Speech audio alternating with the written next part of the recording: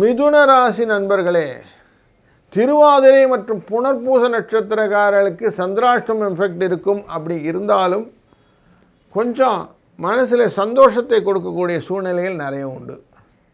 உங்கள் வேலையை நீங்கள் கரெக்டாக பார்த்துட்டிங்கன்னா போதும். அடுத்தவங்களுக்காக ஜவாபு கொடுக்காமல் இருந்தால் சரி. மெயிலெல்லாம் அனுப்பும்போது ஒரு வாட்டிக்கு 4 வாட்டி செக் பண்ணிவிட்டு பண்ணுங்கள்.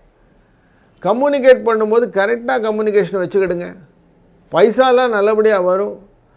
ஏதானு ஒன்று டாக்குமெண்ட்டில் தப்பான வார்த்தைகள் எல்லாம் பயன்படுத்தி அதனால் சச்சரவுகள் வருவதற்கான வாய்ப்பு இருப்பதுனா கொஞ்சம் அதில் எச்சரிக்கையாக இருப்பது நல்லது.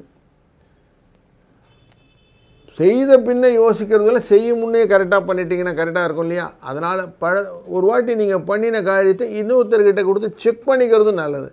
இதுதான் குரு உங்கள்கிட்ட வக்கரமாக உட்கார்ந்துருக்கக்கூடிய தன்மை.